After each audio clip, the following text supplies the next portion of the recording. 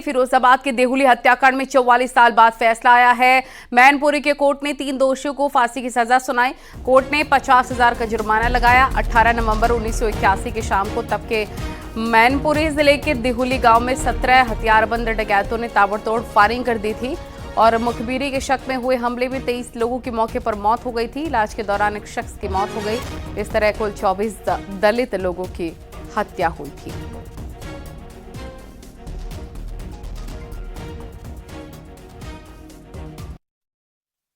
चवालीस साल बाद वो मैंने बार बार ये कहा कि न्याय प्रक्रिया पर आप एक लंबे समय जो चलती है उस पर प्रश्न चिन्ह तो नहीं लगा सकते, क्योंकि हर व्यक्ति को अपनी बात कहने का अधिकार कानून देता है।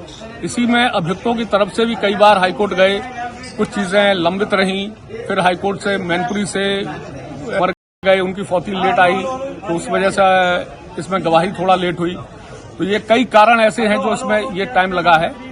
तो इसलिए अब जो न्यायालय ने निर्णय दिया है वो अच्छा है, सराहनीय है और पीड़ितों को न्याय मिला है। पीड़ित पक्ष तो मांग ही कर रहे थे कि पीड़ित पक्ष ने जो भी मांग करे, लेकिन न्यायालय ने फांसी की सजा दी है।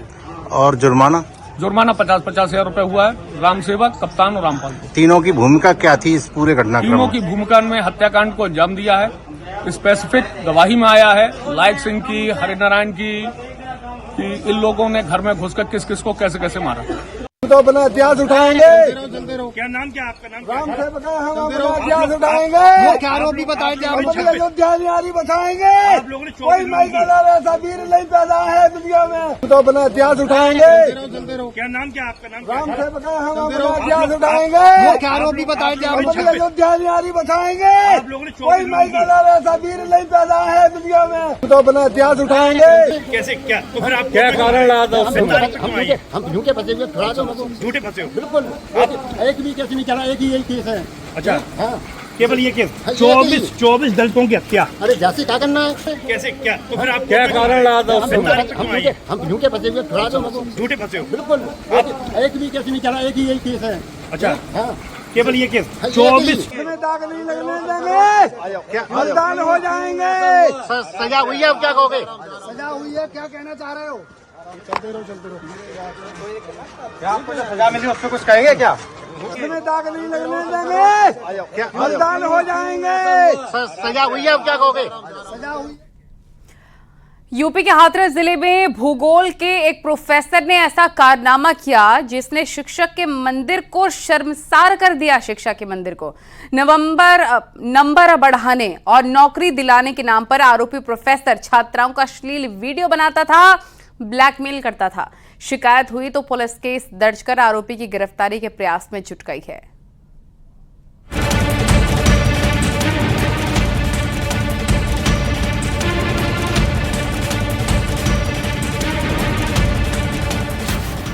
भूगोल का प्रोफेसर, छात्राओं का शोषण।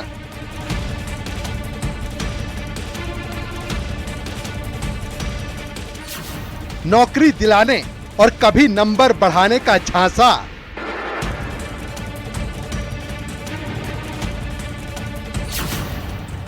मोबाइल से मिले छात्राओं के अश्लील वीडियो।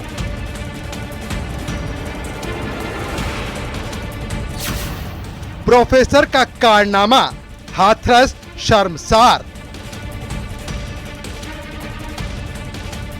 हाथरस में भूगोल के प्रोफेसर और चीफ प्रोक्टर का कारनामा सुर्खियों में है। कॉलेज में छात्राओं के साथ अश्लील हरकतें करना इस प्रोफेसर के लिए आम बात थी, लेकिन लोगों को तब पता चला जब सोशल मीडिया में फोटो वायरल हुए।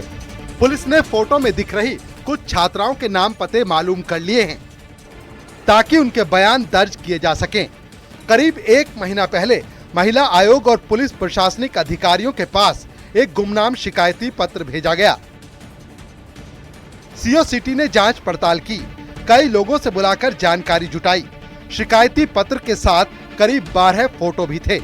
इनमें से कुछ फोटो कॉलेज के अंदर डीन के ऑफिस के हैं, जहां आरोपी प्रोफेसर रजनीश कॉलेज की छात्राओं के साथ अश्लीलता करता दिख रहा है।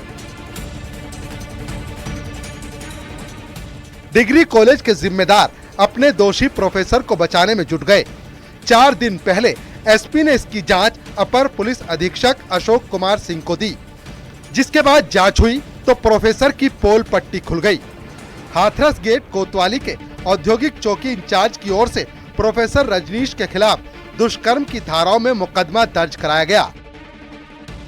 सुसंगत धाराओं में अभियोग पंजीकृत किया गया है और औपचारिक प्रोफेसर रजनीश कुमार की गिरफ्तारी हेतु 3 टीमों का गठन किया गया है। स्वाट, सर्विलांस और एसओजी सभी को इसमें नियोजित किया गया है। अतिशीघ्र औपचारिक प्रोफेसर की गिरफ्तारी सुनिश्चित कर उन्हें माननीय कोर्ट के समक्ष प्रस्तुत किया जाएगा और विधिक कार्रवाई सुनिश्चित की जाएगी। मामले की गंभीरता को देखते हुए डीएम ने भी 4 सदस्यीय टीम का गठन किया है, जो इस मामले की जांच कर रिपोर्ट सौंपेगी। आरोप है कि नौकरी लगवाने के नाम पर प्रोफेसर रजनीश लड़कियों का शोषण करता था। पुलिस के पास मौजूद एक वीडियो में भी कॉलेज की छात्राओं से वो छेड़छाड़ करता नजर आ रहा है। आरोपी प्रोफेसर छात्राओं को अच्छे नंबरों से पास कराने का भी भरोसा देता था और उन्हें अपने जाल में फंसा लेता था और खुद ही वीडियो भी रिकॉर्ड करता था। सुसंगत धाराओं में अभियोग पंजीकृत किया गया है और औपचारिक प्रोफेसर रजनीश कुमार की गिरफ्तारी हेतु 3 टीमों का गठन किया गया है। स्वाट, सर्विलांस और एसओजी सभी को इसमें नियोजित किया गया है। अतिशीघ्र औपचारिक प्रोफेसर की गिरफ्तारी सुनिश्चित कर उन्हें माननीय कोर्ट के समक्ष प्रस्तुत किया जाएगा और विधिक कार्रवाई सुनिश्चित की जाएगी। इस मामले में शासन द्वारा एफआईआर दर्ज कर ली गई है और कॉलेज द्वारा तत्काल प्रभाव से उनको निलंबित कर दिया गया है। जैसे संज्ञान में आया है, तत्काल कॉलेज प्रशासन ने कार्रवाई अमल में लाई है। प्रोफेसर के मोबाइल से 65 अश्लील वीडियो मिले हैं। कुछ वीडियो वेबसाइटों पर अपलोड भी किए गए हैं। कॉलेज प्रबंधन ने प्रोफेसर रजनीश को निलंबित कर दिया है। मुकदमा दर्ज होने के बाद से ही वो फरार है। गिरफ्तारी के लिए पुलिस की 3 टीमें लगाई गई हैं। बहरहाल देखना यह है कि आरोपी प्रोफेसर कब सलाखों के पीछे पहुंचता है। सुमित शर्मा, न्यूज़ 18, हाथरस।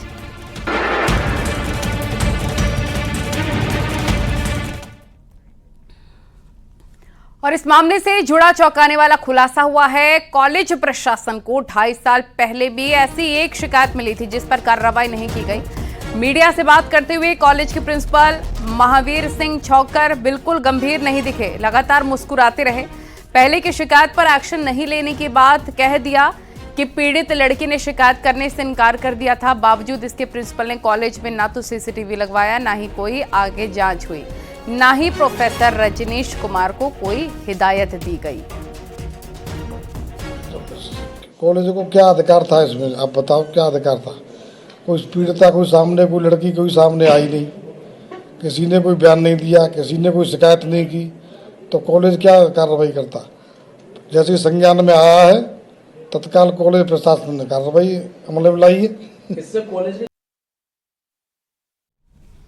और बलिया में हाई स्कूल के एक छात्रा ने एसपी नेता और कॉलेज प्रबंधक पर रेप का आरोप लगाया। पुलिस ने मुकदमा दर्ज कर आरोपी को गिरफ्तार करके जेल भेज दिया है।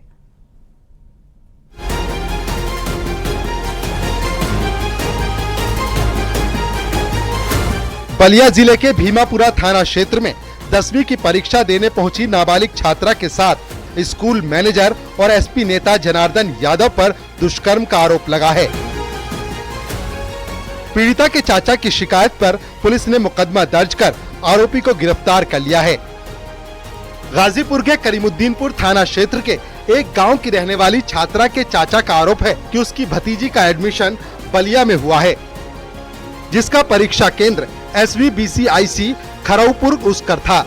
कॉलेज के प्रबंधक जनार्दन यादव ने गणित के पेपर के दिन बहाने से अलग कमरे में ले जाकर छात्रा से दुष्कर्म किया और जान से मारने की धमकी दी। कल एक आवेदक के द्वारा थाना भीमपुरा पर एक प्रार्थना पत्र दिया गया था, जिसमें उनके द्वारा ये आरोप लगाया गया था कि उनकी भतीजी जब बोर्ड के एग्ज़ाम चल रहे थे तो 1 मार्च में एक पेपर था भीमपुरा थाना क्षेत्र के SVBSIC इंटर कॉलेज है उसमें, तो वहाँ पे उनके जो प्रबंधक थे उनके द्वारा उनकी भतीजी के खिलाफ एक इस तरह का अशिष्ट आचरण किया गया था। बलिया पुलिस ने भीमापुरा थाना में FIR दर्ज कर ली है। पुलिस के मुताबिक जांच करने पर फौरी तौर पर आरोप सही मिलने पर केस दर्ज कर आरोपी को गिरफ्तार कर जेल भेज दिया गया है। उसमें और गंभीर आरोप थे जिनकी, क्योंकि प्रकरण पुराना होने के कारण इनकी जांच कराई गई थी। उस जांच में ये तथ्य प्रथम दृष्टया सही प्रतीत हुए, जिस पे उचित धाराओं में अभियोग पंजीकृत करके जो आरोपी है उस स्कूल का प्रबंधक, उसको गिरफ्तार करके जेल भेजा जा रहा है तथा अग्रेतर विवेचनात्मक कार्रवाई इसमें प्रचलित है। नाबालिग से रेप के आरोप में पुलिस ने आरोपी जनार्दन यादव को अरेस्ट कर जेल भेज दिया है और मामले की जांच शुरू कर दी है। देखना ये होगा कि जांच के बाद कौन से नए तथ्य सामने आते हैं। रत्नेश सिंह, न्यूज़ 18, बलिया। और दिल्ली देहरादून हाईवे पर हिट एंड रन का मामला आया है सामने। कुछ लोग सड़क पार कर रहे थे, तभी एक स्कॉर्पियो ने 5 लोगों को टक्कर मार दी और भाग निकले। 3 लोगों की मौके पर ही मौत हो गई, जबकि 2 लोग जिंदगी और मौत के संघर्ष से जूझ रहे हैं।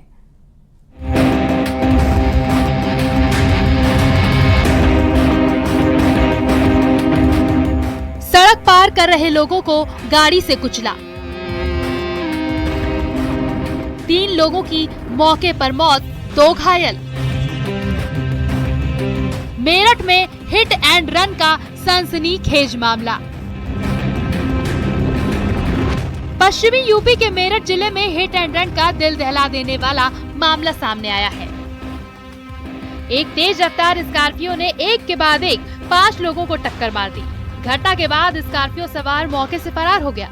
हादसे में 3 महिलाओं की मौत हो गई, जबकि 2 अभी भी जिंदगी और मौत से लड़ रहे हैं। ये वारदात दिल्ली देहरादून नेशनल हाईवे पर हुई, जहां वालिदपुर गांव के पास कुछ लोग सड़क क्रॉस कर रहे थे।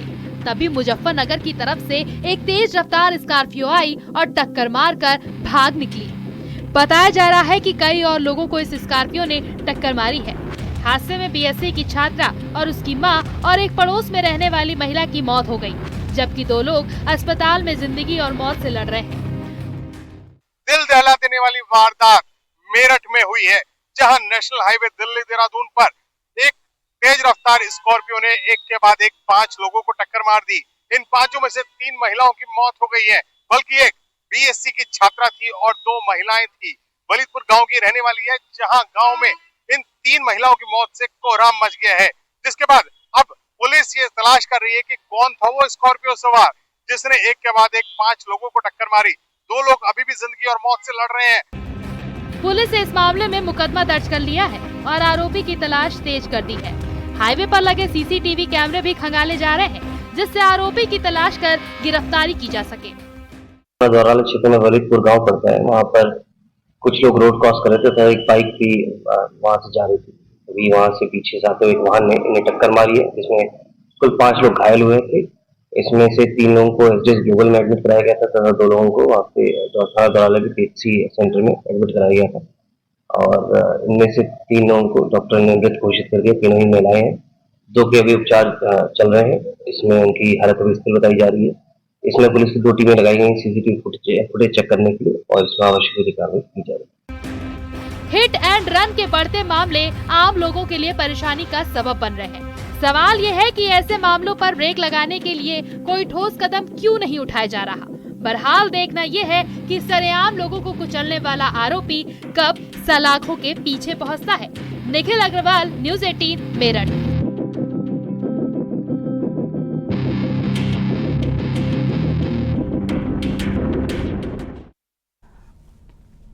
और बरेली में 3 दिन पहले मस्जिद के बाहर हत्या के मामले का पुलिस ने खुलासा कर दिया है। बहन के अपमान का बदला लेने के लिए बहनोई के पिता की हत्या की गई थी।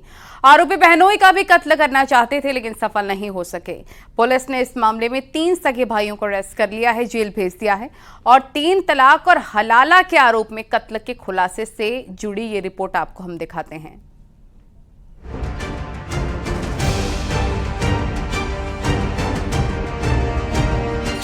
बहन के अपमान का खूनी बदला, बहनोई के पिता की सनसनीखेज हत्या, 3 तलाक हलाला का आरोप, कत्ल की वारदात। हैरान कर देने वाली ये वारदात बरेली के थाना सीबीगंज के सरनिया गांव की है। 14 मार्च को रात करीब 9:30 बजे नमाज पढ़कर मस्जिद से बाहर निकलते वक्त पिता पुत्र तौहीद अली और जाहिद अली पर चाकू और लाठी डंडों से ताबड़तोड़ हमला किया गया।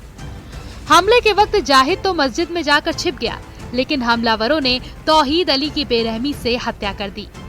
जाहिद की शादी करीब 1 साल पहले गांव की ही गुलनाज नाम की एक लड़की से हुई थी। शादी के कुछ दिन तक तो सब कुछ ठीक ठाक था, लेकिन इसके बाद जाहिद और उसके परिवार वाले दहेज की मांग करने लगे और जब दहेज की मांग पूरी नहीं हुई तो गुलनाज को 3 तलाक बोल दिया। इसके बाद समझौते के नाम पर पति जाहिद और उसके परिवार वाले गुलनाज का एक रिश्तेदार से हलाला करवाना चाहते थे। गुलनाज को जब ये बात मालूम हुई तो वो भागकर अपने मायके पहुंची और उसने अपने परिजनों को पूरी बात बताई। बहन के तलाक के बाद हलाला की बात भाइयों को बेहद नागवार लगी और उन्होंने बहन के अपमान का बदला लेने की ठान ली। मेरे ऊपर झूठा इल्जाम लगाया था कि लड़के ने मेरे साथ कोई भी गलत संबंध बनाए हैं और उसके जरिए मैं 3 महीने की प्रेग्नेंट हूँ। और जब हमने उसको मेडिकल के लिए कहा तो उसने मेडिकल नहीं करवाया और कोई भी उसने एविडेंस नहीं दिया, लेकिन उसके घर वालों के जोर दबाव के कारण और बहुत ज़्यादा प्रेशर डालने की वजह से कि मतलब डरा धमका के हमको और हमारा निकाह जो है ज़बरदस्ती करवाया। जाहिद और उसके पिता के आने जाने का समय तीनों भाइयों ने देखा, रेकी की और फिर घटना को अंजाम देने का प्लान बनाया। मस्जिद से नमाज पढ़कर जब जाहिद और तौहीद अली दोनों बाहर निकल रहे थे तो नजीम, आजम और मुनाजिर ने दोनों को घेर लिया और हमला कर दिया। जाहिद हमले के बाद मस्जिद के अंदर घुस गया, लेकिन तौहीद की बेरहमी से हत्या कर दी गई। पुलिस ने तीनों हत्या आरोपियों को गिरफ्तार कर जेल भेज दिया है। अब्बास खां और शरीफ खां पुत्र नन्हे खां, इन 2 लोगों ने अपने ही परिवार के दौलत खां पुत्र मुन्ना खां और रईस खां पुत्र मुख्तार खां, इन दोनों की जब ये खेत में जा रहे थे रास्ते में गोली मार के हत्या कर दी है। ये दोनों एक ही परिवार के लोग हैं। इनमें पूर्व से रंजिश थी। वर्ष 2019 में जो मृतक हैं दौलत खां, इसके द्वारा आरोपियों के पिता नन्हे खां और चाची अख्तरी बेगम की गोली मार के हत्या की गई थी, जिसमें ये जेल में निरुद्ध हुए थे और नवंबर 2024 में ये जेल से छूट के आए थे बेल पर। उसी वजह से दोनों परिवारों में कसीदगी व्याप्त थी। एक ही गांव के रहने वाले हैं, एक ही परिवार के हैं। जो दोनों आरोपी हैं वो पुलिस द्वारा हिरासत में लिए गए हैं। विस्तृत पूछताछ उनसे की जा रही है। उनके द्वारा किस प्रकार से घटना की गई, प्लानिंग में क्या और भी कोई शामिल था, किस असला का यूज़ किया गया। मौके से मोटरसाइकिल भी बरामद की गई है और कुछ कारतूस भी बरामद किए गए हैं। तो विस्तृत रूप से विवेचना करते हुए कठोर कार्रवाई सुनिश्चित की जाएगी। 3 तलाक और हलाला की कहानी खूनी अंत में तब्दील हो गई। पुलिस ने आरोपी 3 भाइयों को गिरफ्तार कर जेल भेज दिया है, लेकिन सवाल ये है कि 3 तलाक और हलाला जैसी गंभीर सामाजिक बुराइयों का असल इलाज क्या है। रामविलास सक्सेना, न्यूज़ 18 बरेली। झांसी में आग का तांडव देखने को मिला। ग्राम बुखारा में गेहूं की फसल में आग लग गई। देखते देखते आग ने विकराल रूप धारण कर लिया। आग की लपटें देख किसान जान बचाकर भागे हैं। आग की वजह से गेहूं की खड़ी फसल जलकर राख हो गई। लगभग 4.5 बीघा गेहूं की फसल बर्बाद हो गई।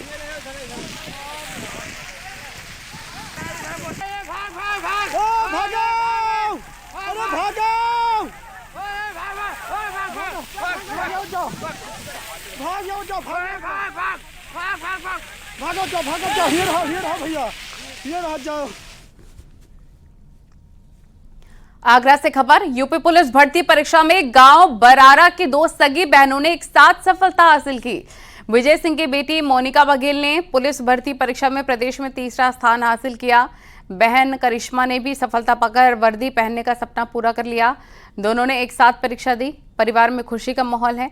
मोनिका ने हाई स्कूल और इंटरमीडिएट की परीक्षा 78% के साथ पास की थी।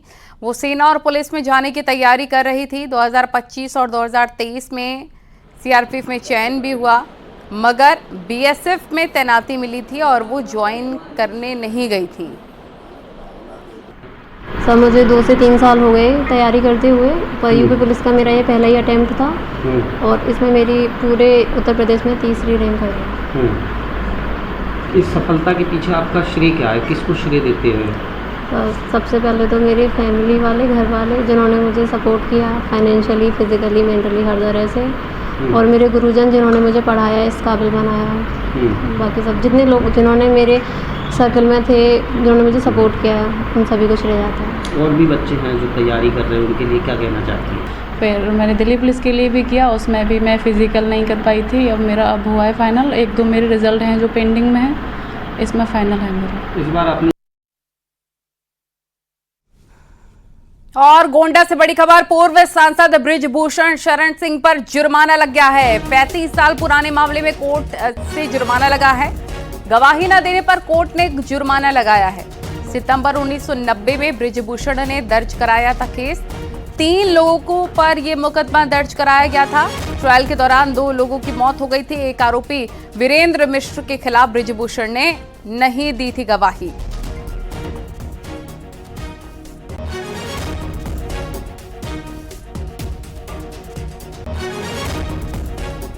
बड़ी खबर आपको बता रहे हैं गोंडा से, पूर्व सांसद बृजभूषण शरण सिंह पर जुर्माना लग गया है। 35 साल पुराने मामले में कोर्ट ने ये जुर्माना लगाया है। गवाही न देने पर कोर्ट ने जुर्माना लगाया।